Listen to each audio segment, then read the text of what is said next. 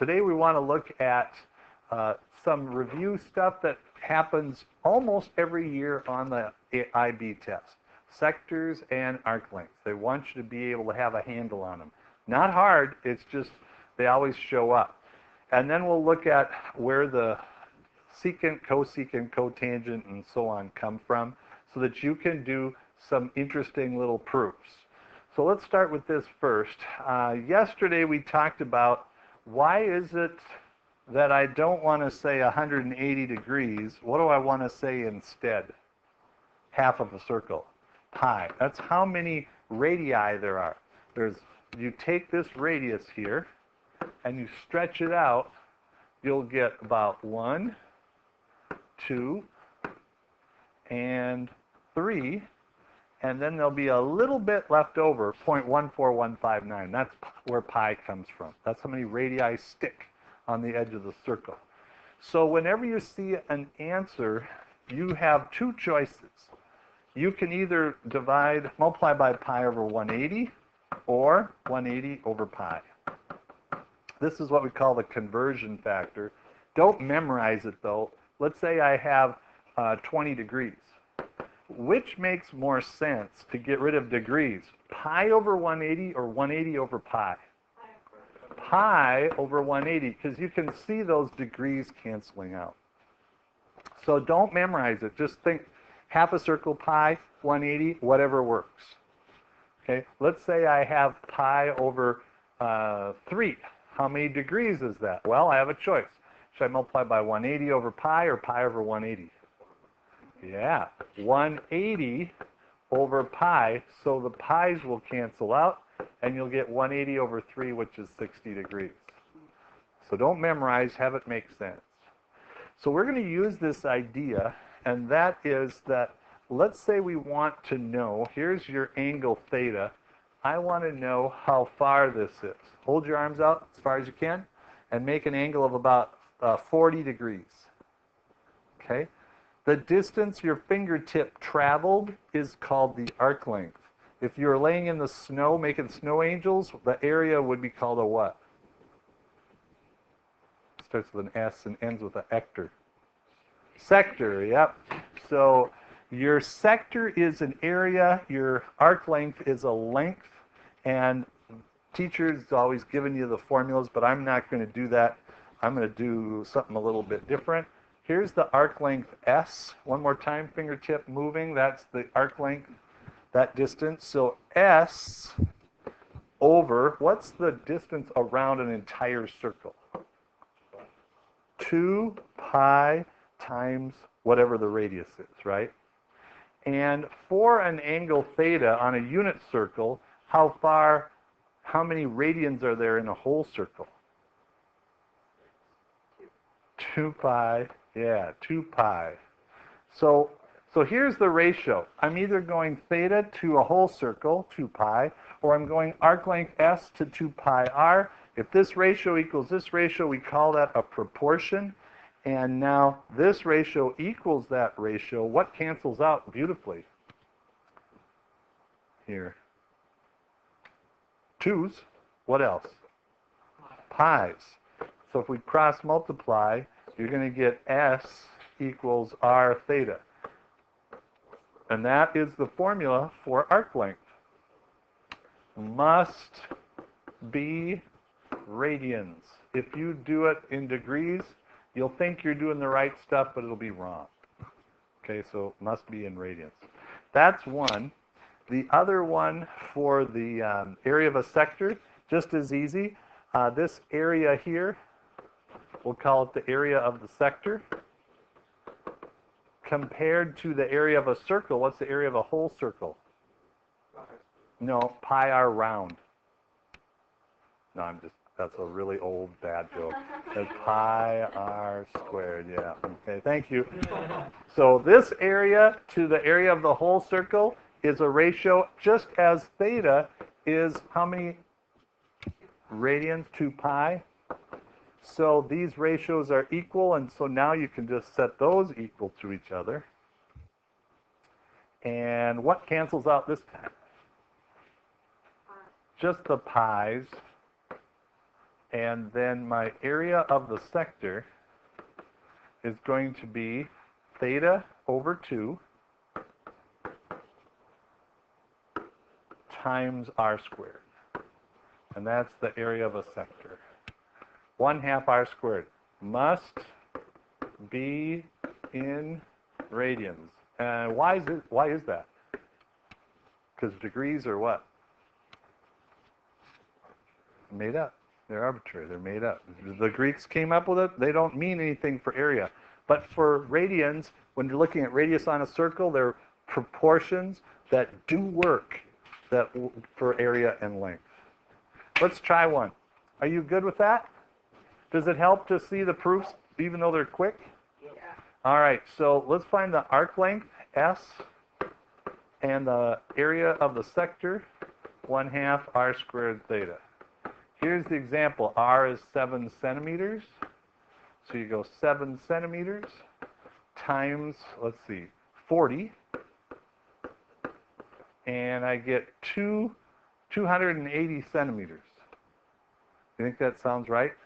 Here's 7 centimeters, and you're moving 40. Does that distance look like 280 centimeters? What did we do wrong? Aha! Degrees. So we convert that by multiplying by what? We have two choices. Pi over 180. Yep. So when we simplify this out, I'm going to get 28 pi over 18. If we divide by 2, you're going to get 14 pi over 9 centimeters. Don't forget to convert to radians. Then for the arc length, or the sector, area of the sector. By the way, yesterday my wife made me a sector of peach pie. Oh, it was good. Ice cream on the top. Yeah. And she didn't charge me. That was good. So it's 1/2 7 centimeters squared times theta. And what do we put for theta? No, you can't put 40. What are we going to put in? We're going to go 4 pi over 18. And then, ooh, this is going to be nasty. 16. 1/2 times 7 times 7 times 4 pi over 9 times 2. I don't think anything's really going to factor out much. I guess it's 49 pi over 9 centimeters squared. On the test, would you rather us have that, or can we just put it in a calculator and round?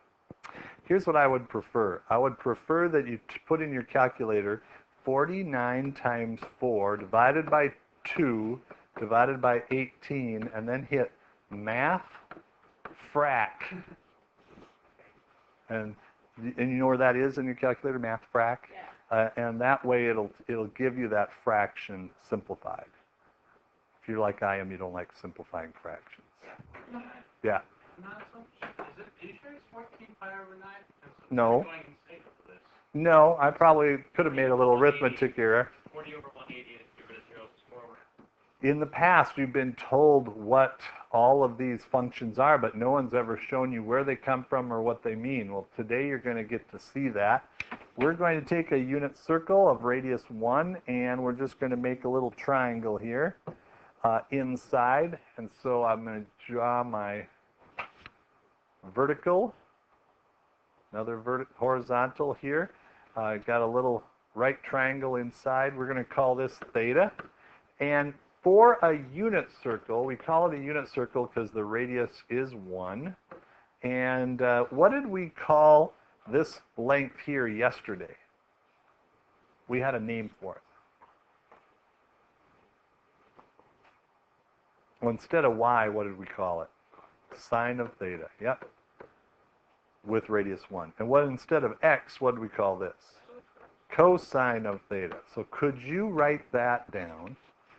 And then what we're going to do is, long ago the Greeks showed that this has a meaning and This has a meaning going up to here. And I'm just going to pull this over up here.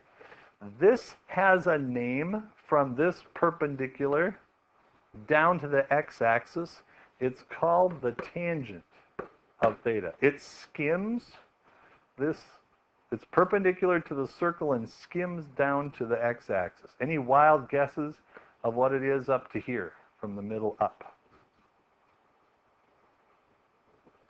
This is the tangent, is my clue. It is the cotangent. Going from the point of tangency all the way up to the y-axis is called the cotangent. Then we also have from the origin to where the tangent hits the x-axis. This has a name. It's called the secant of theta. And you probably guessed already what this one's going to be called.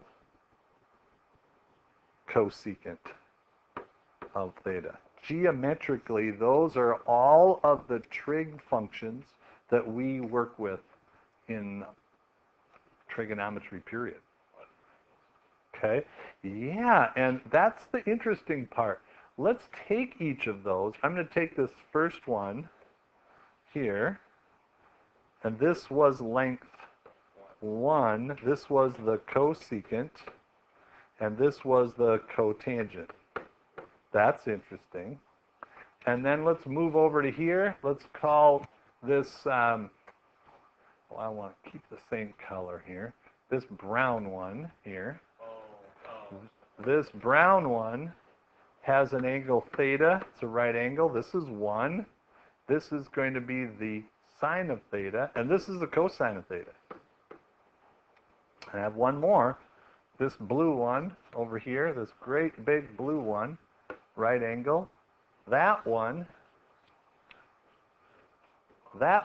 has a radius of 1, secant theta, and tangent of theta. And this angle is theta. Uh-oh. Gee, it'd be nice if we could splat a theta on this purple triangle. Can I just put an angle theta right where my finger's pointing? Above this other theta? Yeah, it would be pi over 2 minus theta. We're going to make it easier, though. If this is theta, let's say this is 30 degrees, what would this angle be? 60. What would this top one be? This is 90. 30. This is 20. This would be 70. And this will be 20. If this is 10, this will be 80. What will this be? 10. So what can we call this up at the top? There you go. There you go. So we have 3 right triangles, and they all have an angle theta. They all have a right angle. Uh-oh, that means the triangles are what? Similar. If they're similar, that means, well, before we do the similar part, let's do this. What relationship does 1 cotangent squared and cosecant have in common? Yes. Plus 1 squared is cosecant squared. Does that sound good? Write that down. That's your first Pythagorean identity. Your second one you've seen before, that's this one. Cosine squared theta plus sine squared theta equals what? 1. And then the third one is going to be what? What's this third one going to be? Yep. Tangent squared plus 1 is equal to secant squared. And guess what? Those are all 3 Pythagorean identities. Cosine squared plus sine squared equals 1. And how many of you have trouble remembering these 2? Be honest. Wouldn't it be nice if you didn't have to memorize them? Yeah. Well, here you go. Could you memorize this one? Good. Then divide everything by cosine squared. And if you do that, cosine squared over cosine squared is 1 plus what's sine squared over cosine squared? Tangent squared. And what's 1 over cosine squared? Secant squared. You like that? There's that one. How do you think you're going to get this other one? You got it. Try it, and you'll see it. Pretty cool. Just divide by sine squared, you get cotangent squared. Sine squared, you get 1. Sine squared, you get cosecant squared. And so those are all 3 of the Pythagorean identities.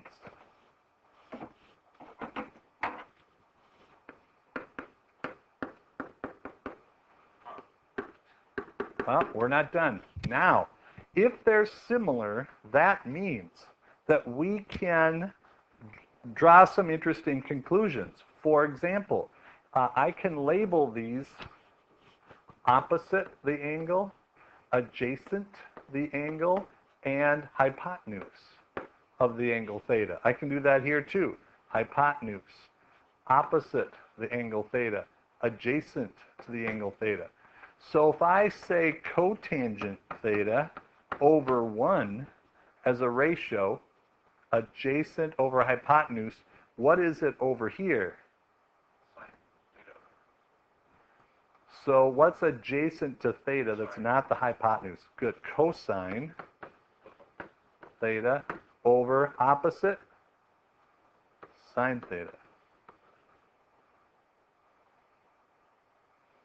Oh, just for fun, what's adjacent opposite hypotenuse? What is it for this one, for the blue one? What is adjacent to this theta that's not the hypotenuse? 1 over what?